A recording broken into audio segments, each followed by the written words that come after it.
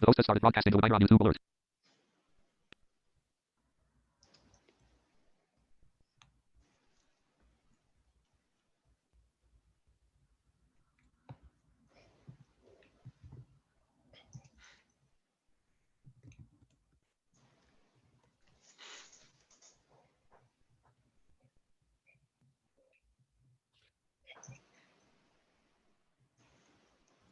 Hi, and welcome back to Inclusive Design 24. Inclusive Design 24 is brought to you in partnership with our platinum sponsors, Barclays Access and Adobe. Hi, and welcome back to Inclusive Design 24. And that is Inclusive Design 24 is brought to you in partnership with our platinum. Pardon me, still working out the kinks. Our gold sponsors, Intopia, Tetralogical, and Infoaxia, and our silver sponsors, Intuit and WebAble. You can follow us on Twitter at ID24Conf. And if you have any questions for the presenters, please feel free to tweet them using the using the # ID24 hashtag for our Q&A at the end of the session. Also a reminder that ID24 is a respectful community and that you can find our code of conduct on the inclusivedesign24.org events site. Next up, I'm delighted to introduce our talk. Jared, would you like to do the honors? Sure. Our next presenter is Kiran Kaja, who will be presenting Designing Digital Assistants for Those Who Need It Most. Kiran leads a diverse accessibility program team for Search Assistant and News at Google and helps ensure that those products are helpful and accessible to everyone, including individuals with disabilities. Kiran brings a unique perspective to disability, accessibility, and inclusion due to his background in working in corporate and nonprofit sectors and in a number of countries around the world. And with that, we'll turn it over to you, Kiran. Thank you, Jared. Thank you very much. And I'm really glad to be and happy to be part of this conference. And thank you very much for the organizers for giving me this opportunity. As you've already heard, I'm Kiran Kaja. I lead the accessibility program for Search Assistant and News at Google. And my team tries to make sure that our products are accessible and helpful for everyone, including individuals with disabilities. Before I start talking about how to design digital assistants for those who need it most, a little disclaimer, I am blind and I'm using a screen reader on my computer, NVDA. Due to the interesting tech setup we have, I have a couple of videos to play, which means I have to share my computer's audio, which also means that you will hear my screen reader as I move through my slides. I hope it's not too distracting, and I will remember to make sure that I don't speak over the screen reader. With that, let's get started. Page change, slide 2 of 24. Google's mission is to organize the world's information and make it universally accessible and useful. Google's mission is to organize world's information and make it universally accessible and useful. Access to information and technology can have profound impact on lives of people with disabilities. You may have, if you have heard some of the earlier talks, you may already have seen examples of this. But as I mentioned earlier, I am blind. I've been blind since birth. And I use various assistive technology tools and other so-called mainstream technology to be independent in my daily life, to be effective at work, as well as entertain myself during the pandemic lockdown. And it's incredible what technology enables these days. When I was growing up, we were largely relying on assistive technology devices that were specifically, and software that was specifically developed for blind people. But now, these days, a lot of technology that's available for everyone is also helpful in making sure that people with disabilities have equal opportunities and can be more independent. Page change, slide 3 of 24. Accessibility is relevant for billions of users. According to the World Health Organization, it is estimated that there are over 1 billion people with some form of disability around the world. And this does not even include people who have situational or temporary disabilities because of your environment or other reasons. You might be driving and you shouldn't really be looking at your phone screen that much and trying to read long messages anyway. You may have had a fall or a skiing accident and you're temporarily unable to have full use of your limbs, or myriad other reasons why you might actually end up having temporary or situational disabilities. So it's a much larger opportunity, a larger number of users than it appears. Page change, slide 4 of 24. Accessibility is a wider field than you might think.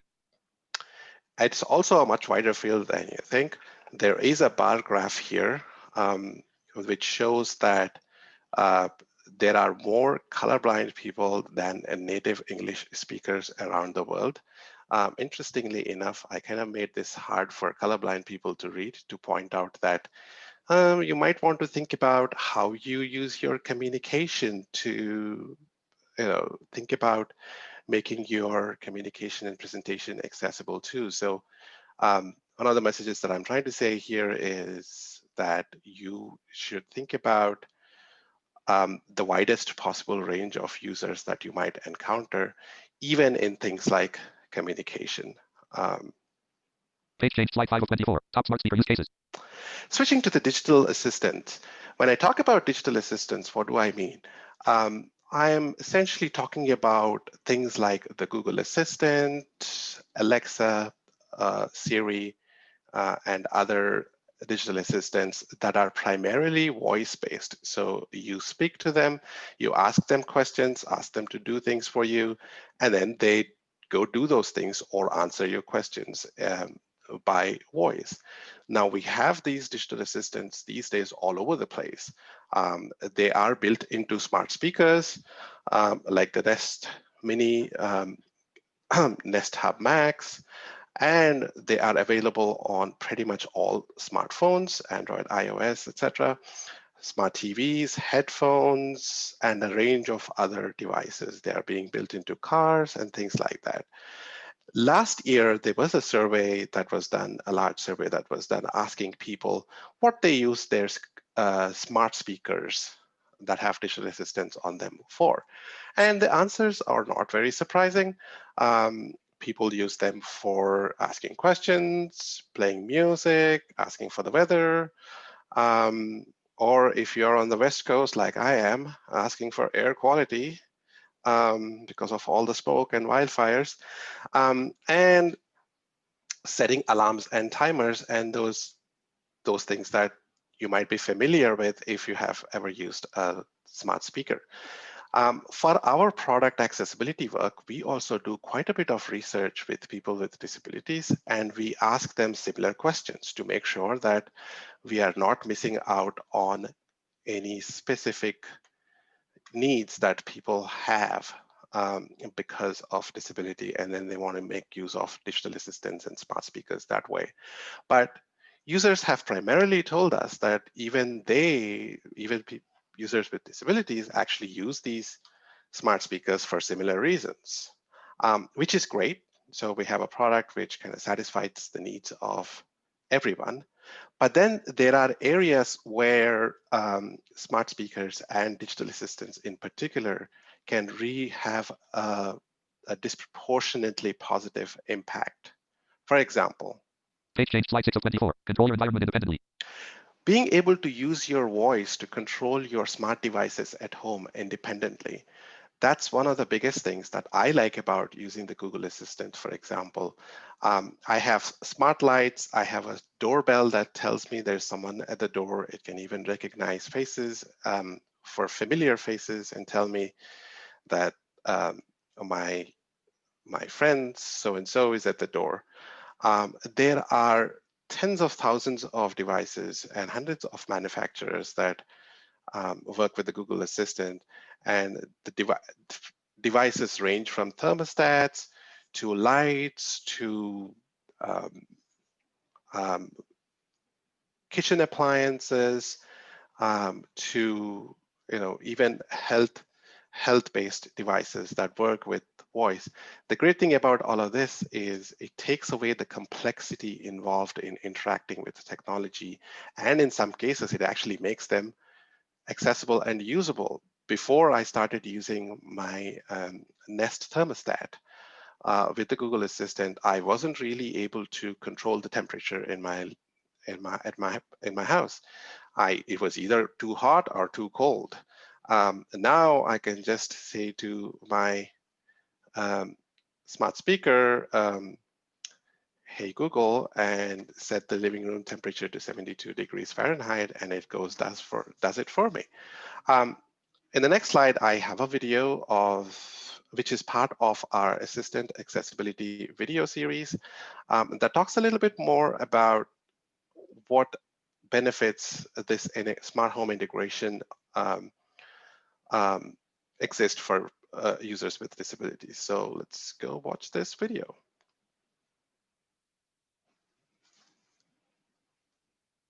ID 24 2020. Digital Assistants helping those who need it most. Google Slides, Google Chrome. Page change, slide 7 of 24. Control your smart home with Google Assistant. Hello, my name is Patrick Clary, and I'm a product manager on the Google Accessibility Engineering team.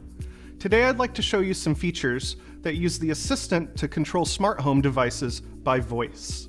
Being a wheelchair user, these make it very easy for me to control different things around my home. For example, I have a Nest Learning Thermostat, which is a smart thermostat connected to my home Wi-Fi network. I can control it using the Nest app on my phone or using the Google Assistant. For instance, I can say, "Okay, Google, set the entryway temperature to 75 degrees. Sure, setting the entryway to 75 degrees. In some homes, the thermostat might be installed high in the wall, which makes getting to it in a wheelchair difficult. Controlling the thermostat with the Google Assistant is much easier. For people with vision impairments or who are blind, using a thermostat can be especially difficult. Very few thermostats are accessible for these users. In this case, using the Google Assistant provides much needed accessibility. Smart lights are another category of devices that you can control using your Google Assistant. For example, I can say, "Okay, Google, turn on the living room lights." Sure, turning 3 lights on. We're using Philips Hue lights for this demo, but there are a wide range of lights that the Google Assistant supports. I also happen to have the Nest Hello video doorbell and a Nest Aware subscription. Using the Nest app, I can assign names to faces and it will recognize people as they approach. My Google Assistant on Google Home will tell me who's at my door. Kiran is at the door. That's my colleague Kiran. Since I have a smart door lock, I can unlock my front door using the Assistant as well. Okay, Google, unlock the front door. Can I have your security code to unlock the front door? 2035. Okay, unlocking the front door. If your TV is Chromecast enabled, if someone unknown is at the door, you can ask the Google Assistant to show the video feed from your doorbell. Someone's at the front door. Okay, Google, who's at the door? You got it, streaming the front door on living room TV. Since the smart home devices are connected to the Google Assistant via my Google account, I can control them when I'm away from home using my phone. One other useful feature of the Google Assistant is routines. With routines, I can have my Google Assistant perform multiple actions with just a single command. For example, I can say, "Okay Google, good morning," and have it set the temperature to 72 degrees, turn on the coffee maker, turn up the lights, play me the news, and tell me about the weather. Routines can be customizable and can even be set for a fixed time. Hey Google, good morning. Hi Patrick, it is 10:50 a.m. Right now in Mountain View, it's 57 and sunny. Today, it'll be sunny with a forecasted high of 70 and a low of 43. Have a wonderful day. These are some of the ways that the Assistant can take away the stress of your daily tasks. That's one example of how digital assistants can make people more independent. Switching gears a little bit, I want to use another example of a feature that has been designed for everyone, not specifically for users with disabilities. Page change slide 8 of 24. Easier access to web pages. Ask Google Assistant to read aloud. Basically, if you have an Android smartphone and you use the Google Assistant, you can actually ask the Google Assistant to read out a web page out loud to you. So all you have to do when you're on the web page is say, "Hey G," or "Hey Google, read it," or "Hey Google, read this page," and it'll use natural sounding TTS voice, text-to-speech voice, to read out the web page out loud. You can adjust the speed, make it faster or slower. You can use a different voice if you like. And also we support reading web pages in over 40 languages. There is also text highlight if you like to use that. I have a short video here again that kind of shows the feature in action. Page change slide 9 of 24.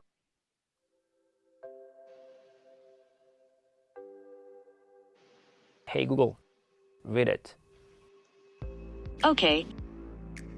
Today, we're announcing Read It, a new experience on Android that allows people to listen to web articles with the help of Google Assistant. It'll be available on Android phones later this year on versions 5 and above.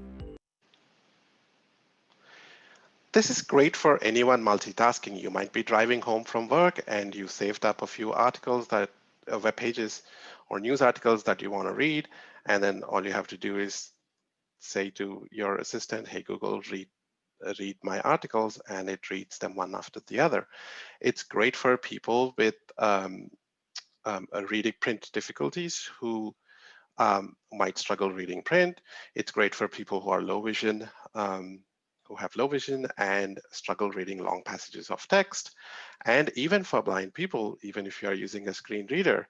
The great thing about this feature is that it actually takes a look at the web page, the contents of the web page, takes out all the navigation links, the social media share widgets, and all the other irrelevant parts of the web page, and reads out only the main content of the web page. This is how I actually read most of my news articles these days, and it's really efficient to do so. So it's one of those examples where, a feature that was not specifically designed for people with disabilities, but it's actually useful for everyone as well.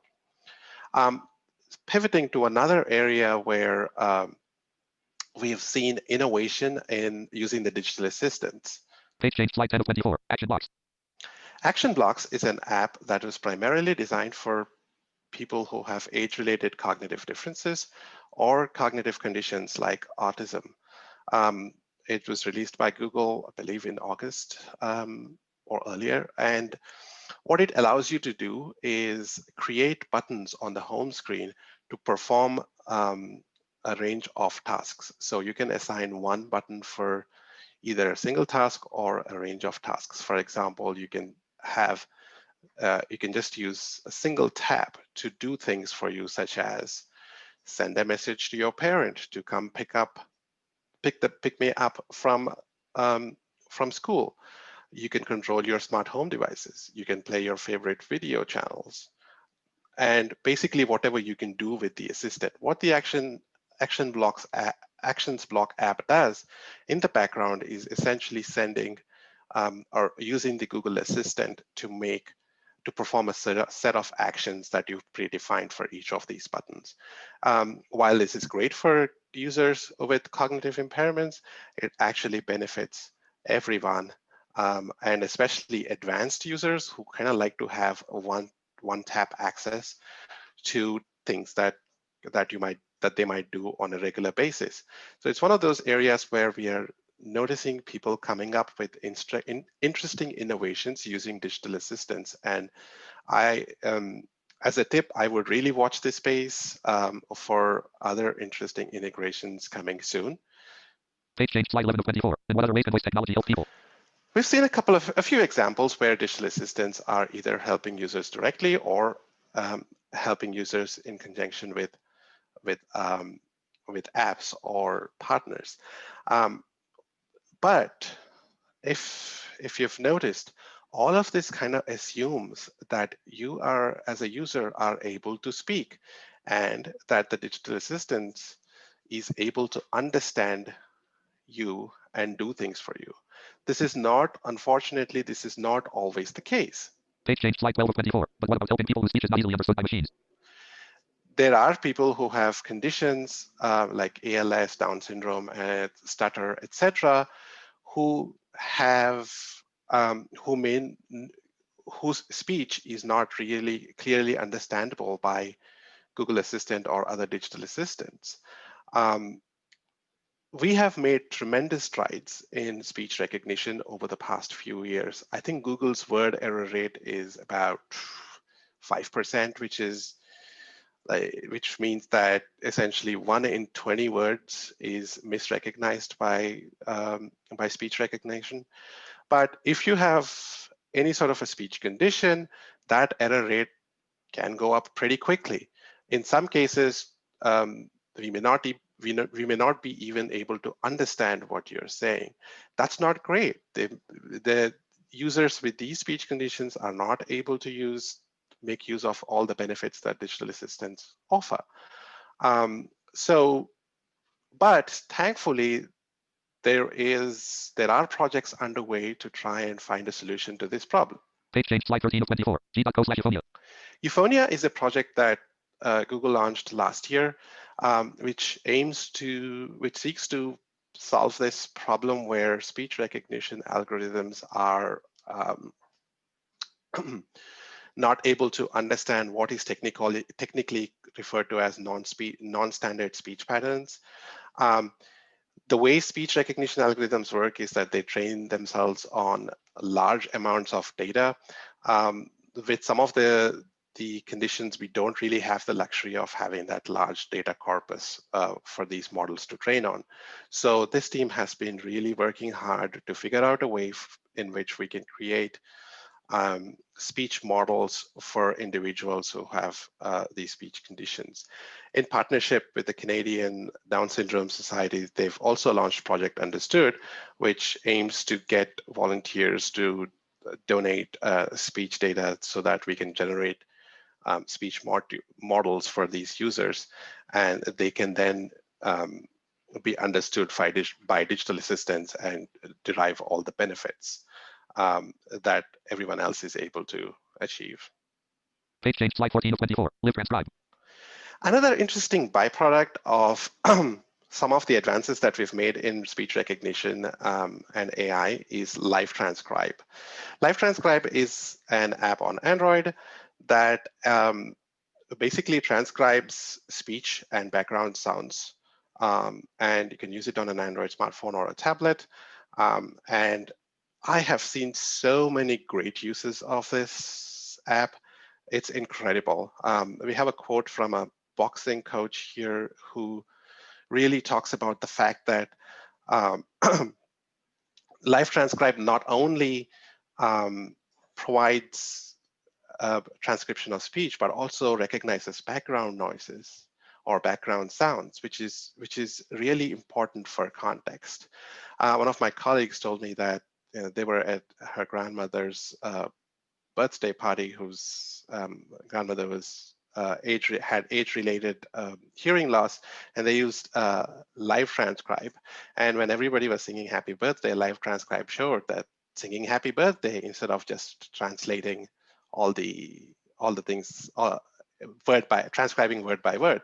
That sort of contextual information, in addition to just plain transcribing, is what makes this technology a lot more exciting and interesting. Page change slide 15 of 24. Live caption. Auto caption has been, excuse me, auto captioning has been available on YouTube for a while now. But what about, excuse me, but what about people who, family members might send you a video of their birthday celebration over WhatsApp or Messenger? If you're on an Android phone or a Pixel phone, Pixel and or supported Android phones, you are now able to use this feature called Live Caption to get captioning for those videos that have audio. Again, we kind of use this technology that we developed for other purposes to kind of benefit users with disabilities as well. The great thing about this, the live caption feature, is it's actually happening on device, and it's not there, so there's no latency there. Page change slide 16 of 24. Vodafone phone line. Use the internet on 2G phones. All of this is great if you happen to have a smartphone and a broadband connection or 3G or good data connection. But for millions of people around the world, including rural parts of India and Africa, that's not the option. They still don't have broadband or internet access. They can't really, people can't really afford to buy smartphones. They're still using a simple 2G Nokia phone or even a landline, for example.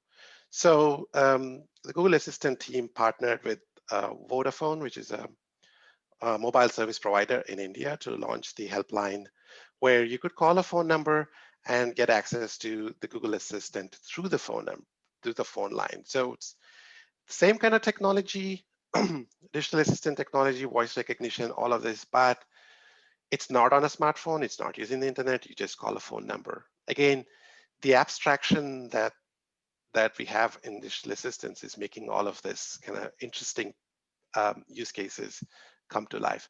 I have a video on the next slide. I do have to apologize that it is in not in English, it's in Hindi. I hope there are any some Hindi speakers here. There are English subtitles though. However, for any visually impaired audience, I will quickly summarize what's happening in the video after the video. I do apologize in advance for not finding an English version of this, but I think it's a great story and it's worth playing here. Page change slide 17 of 24. जब लोग सुबह जागते हैं तो मैं duty से वापस आता हूँ। वैसे तो मेरा खेतीबाड़ी का काम है। करीब 8 साल से मैं गाइड की नौकरी करता हूँ ताकि बच्चे पढ़ लिख जाएं। हम शहर से काफ़ी दूर रहते हैं और हमें ये दूरी काफ़ी महसूस होती है। बेटा बताता है कि इंटरनेट पे बहुत जानकारियाँ हैं, पर यहाँ इंटरनेट आता नहीं, आता भी है तो बहुत स्लो आता है। जब भी मुझे कोई तुरंत इन्फॉर्मेशन पानी होती है तो मुझे दूर साइबर कैफ़े जाना पड़ता है या फिर फ्रेंड को कॉल कर पूछना पड़ता है। जब मैंने पहली बार फ़ोन लाइन ट्राई किया तो मुझे विश्वास नहीं हुआ, पर अब ये मेरे क्वेश्चन का आंसर तुरंत दे देता है, वो भी एक फ्रेंड की तरह मेरे 2G फ़ोन में। वोडाफोन आइडिया फ़ोन लाइन पर गूगल असिस्टेंट में आपका स्वागत है। तो आप क्या पूछना चाहेंगे? इंसान का बायोलॉजिकल नेम क्या है? होमो सेपियन। पास में कोई मेडिकल स्टोर जो संडे को खुला हो? अनुराग मेडिकल स्टोर अभी खुला है और रात के 10 बजे बंद होता है। हुसैन को बचपन से पढ़ने का बहुत शौक है।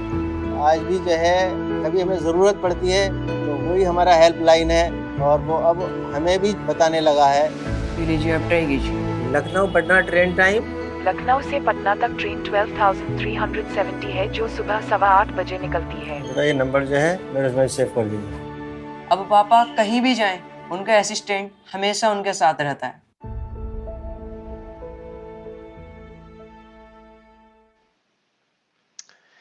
Just to give as a brief description of what's going on there, the story is about a family in rural part of northern India, where the father works as a security guard over at the night shift and also does farm work during the day.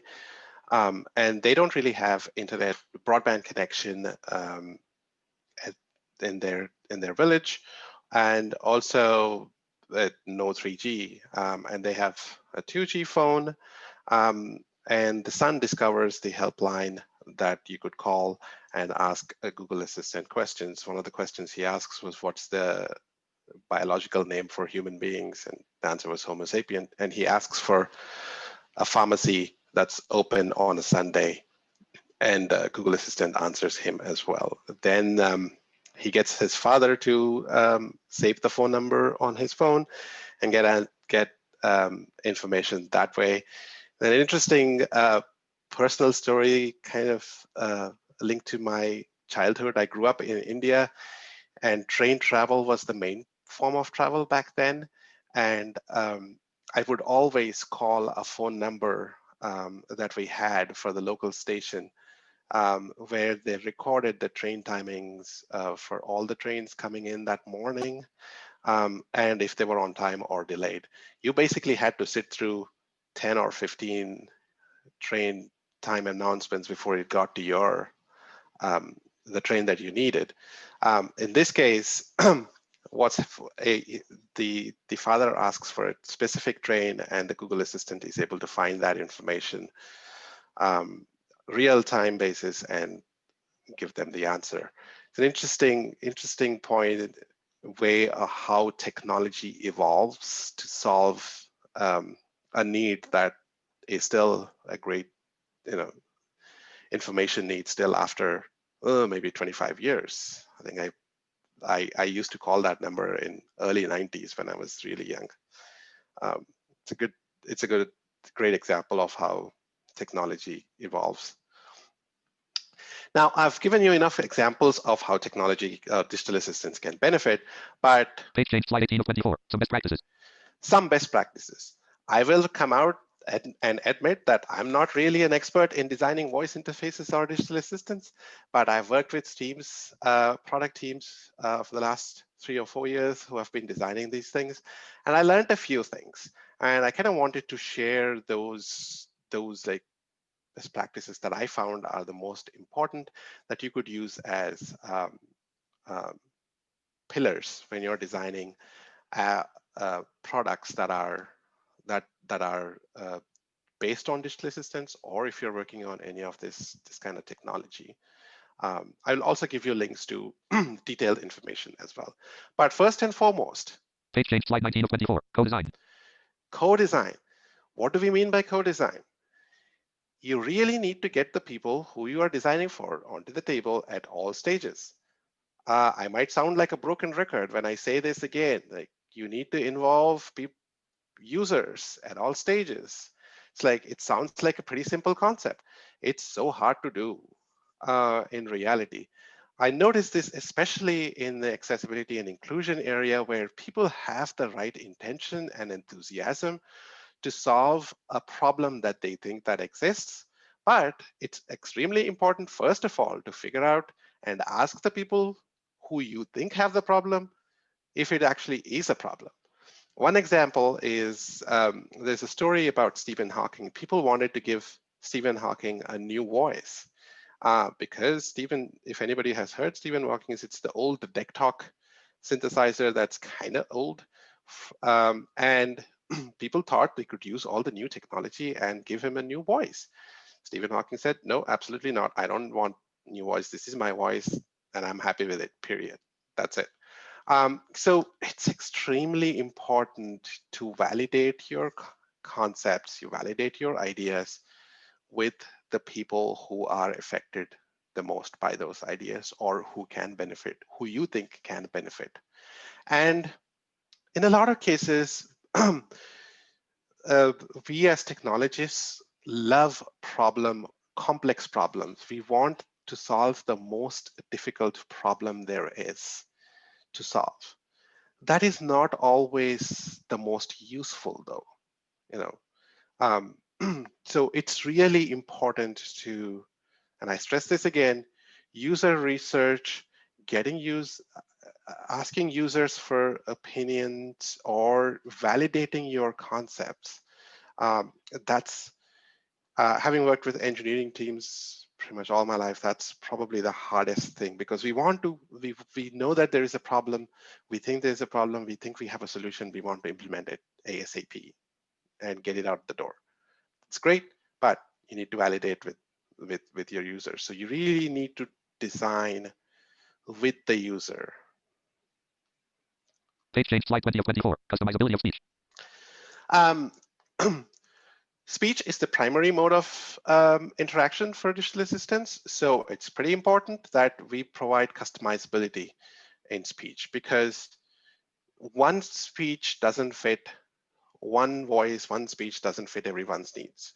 As I said in that example where we had the read it feature, you can pick a voice, you can change the voice speed at which the articles are read out.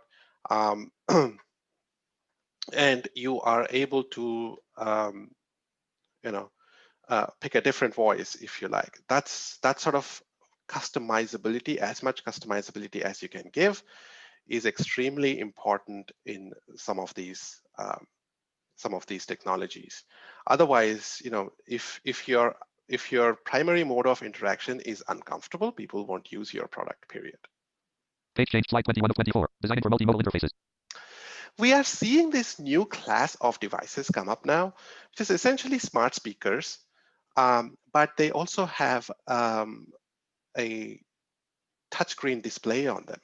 They are called smart displays. That's how they're kind of more informally referred to as, and they kind of have this thing called voice first interface, but they're essentially kind of multimodal. So you are still interacting with these smart displays using your voice. They reply to you in your voice, but there's also the screen that kind of shows additional information. When designers see a screen, that notice that there is a screen, the tendency is to really lean into the visuals and forget the fact that there's a reason why these things are called multimodal interactions, which means that all interaction modes should give the same level of treatment and preference. But unfortunately, the tendency to lean into the visuals, provide more information on the visual side and not on the speech output, and more importantly, expecting users to kind of look at that screen is the trap that designers and product people fall into. There's a video here of somebody chopping vegetables, and there's a smart display kind of showing the recipe on the screen. You might want to be really careful, not stare away from chopping vegetables and with knife and trying to do multitask. It's really important to make sure that we stick to the principle that this is multimodal, visual is additional, this is voice first, and that information is available in the modes that users really want. And it goes the same for the other way too. So we might find that a deaf person would like to use a smart display. We need to make sure that we are not using speech as the only means of communicating information.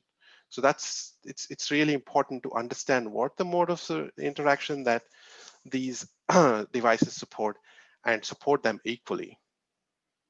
Page change, slide 22 of 24. Get out of the niche mince. You're really designing for everyone. Finally, this should be obvious by now. You're really not designing for a niche. Even if you think that you are designing a small HR application for some corner of a large enterprise where you think that, nah, there's not going to be any user with a disability, it's like, think again.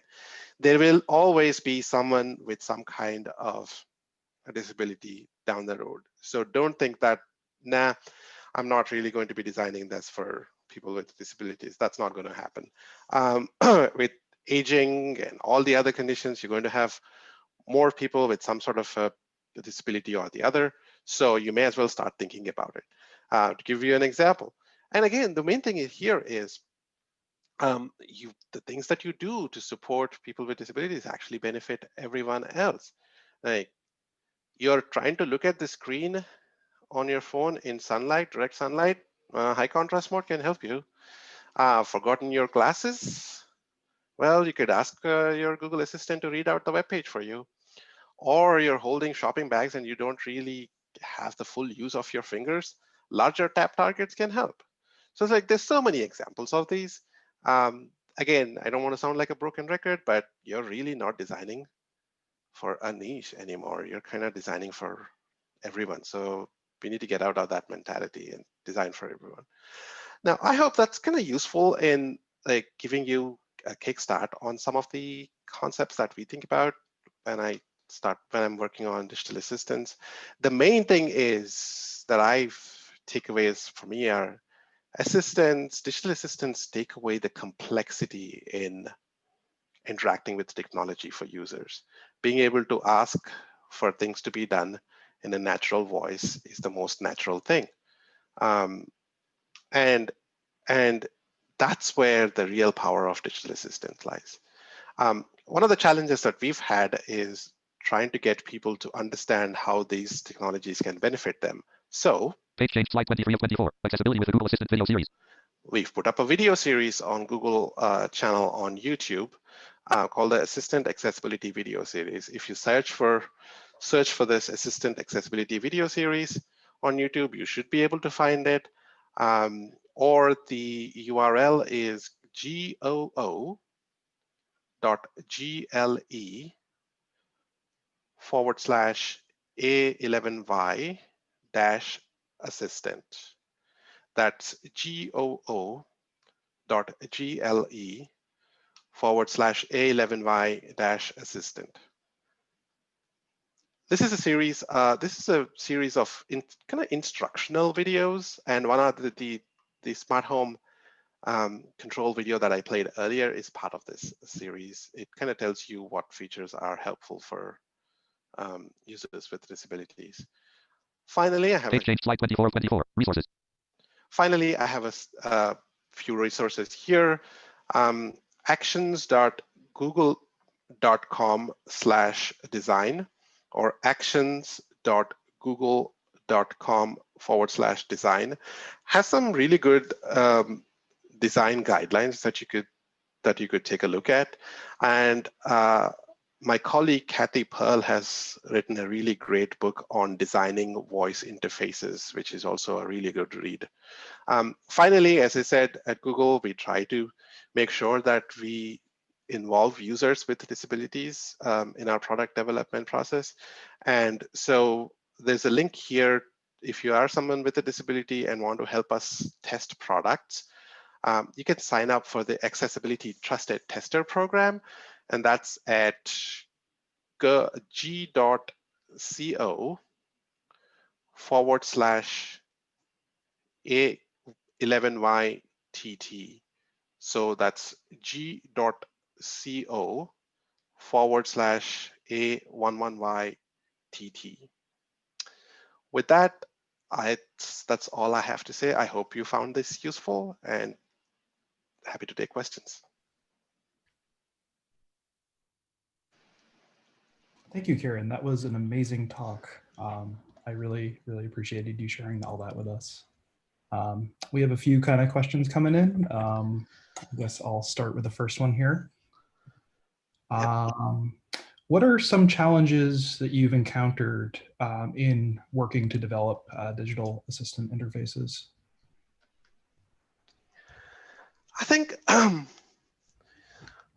from an accessibility / like users with disabilities perspective, I've covered a couple of them in my best practices. I guess like the best practices kind of come up because of the challenges that I've faced.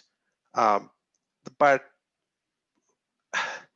in a lot of ways, this is a very fast-moving area in that like people want to kind of innovate, push products out the door.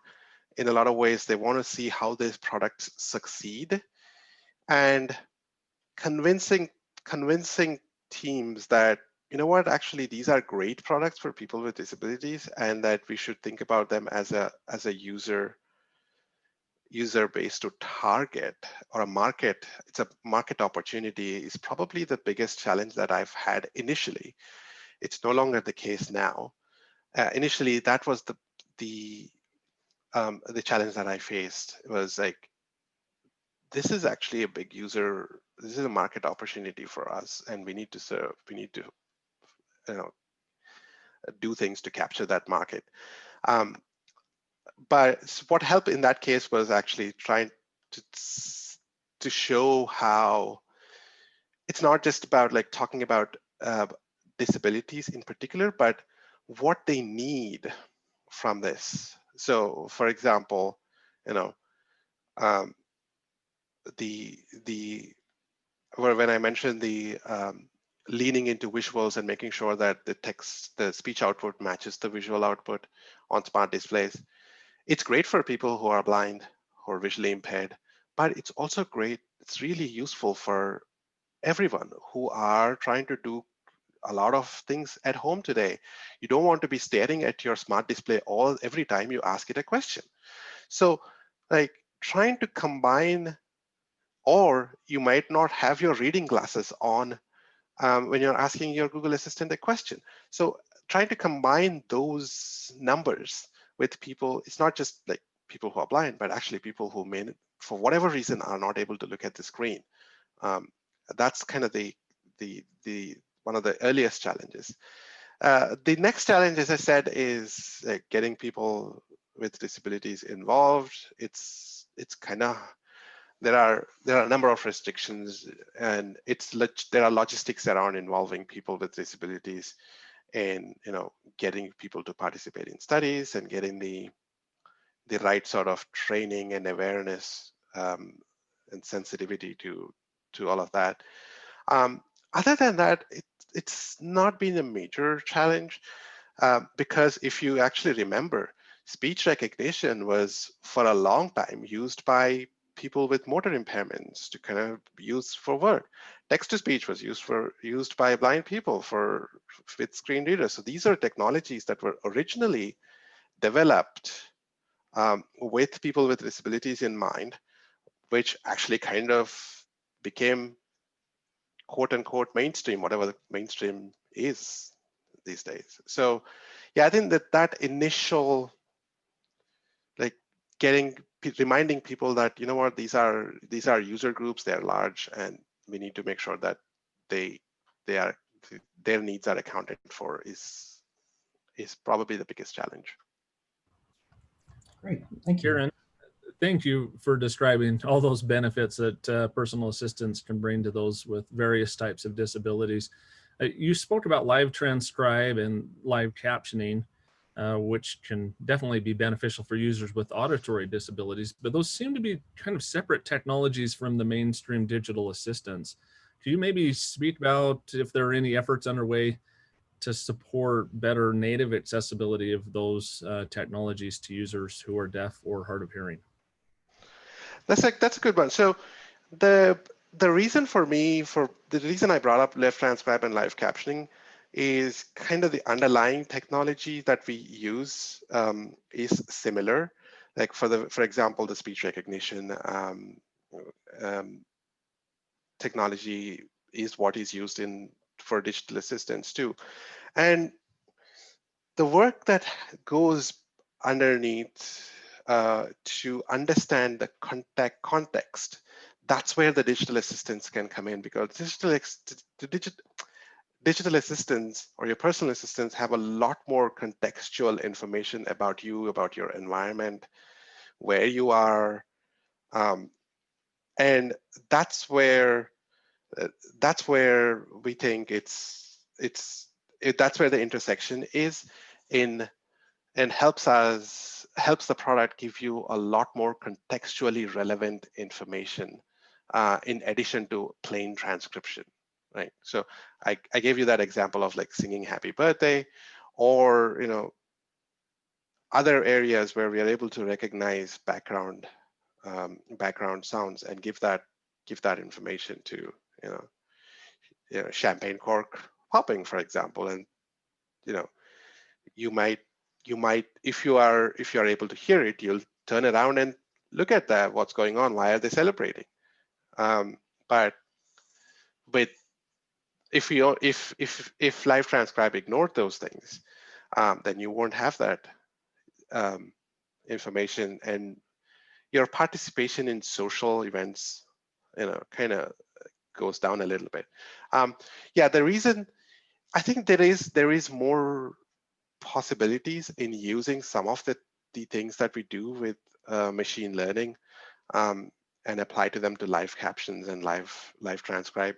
Live captions is kind of built into Android, and as much as possible, we definitely want to make sure that those are part of the platform and are available. That's how, like, you really want to get people to adopt, and there should not be any friction. So I think there is definitely possibilities in what we do with contextual information and trying to make that live transcribe, live captions a little more useful. But the underlying technologies are kind of similar, actually. That's kind of the reason why I brought up those examples. Great, thank you. And I find myself nodding along and agreeing with a lot of your answers. So it's really great to hear. I recently learned that the modern keyboard is evolved from a writing ball that was originally assistive technology. So I'm really excited to see kind of the future of where this all goes and what it all turns into. Yeah, I think it's that's the in all of this in the last 5-6 years or so. What I've noticed is it's what we can do with what's already available is pretty amazing. There will still be need for assistive technology like braille displays, for example, and other assistive technologies that's kind of specialized, but there are already so many tech devices that are available in the market right now that do a great job of actually helping people be more independent. And then I'm also kind of excited about some of the newer technologies like augmented reality, AR. And there are some interesting prospects, especially from a blindness perspective. I think I'm excited about. So yeah. Well, I think the future is bright. Kiran, thank you again. We really appreciate you delivering your talk. For those of you tuning in, apologies for the misdirection to what appears to be my personal YouTube account. We will be posting this the recorded session on ID24's YouTube page following this talk. But again, thank you for kind of coming along for the ride. We will kind of reconvene back on ID24. If you like this session, please subscribe on the ID24 YouTube page, not mine. That would be appreciated, but it's not required. And then you can also check out youtube.com/inclusivedesign24 to keep in the loop for future events. And as a reminder, Inclusive Design 24 is also brought to you with thanks from Barclays Access, Adobe, Intopia, Tetralogical, Infoaxia, Intuit, WebAble, DeQ Systems, and Adrian Roselli LLC. And we will be returning at the start of the new hour, and hope to see you there. ID 24. Thank you. Page change slide 14 of 24. Live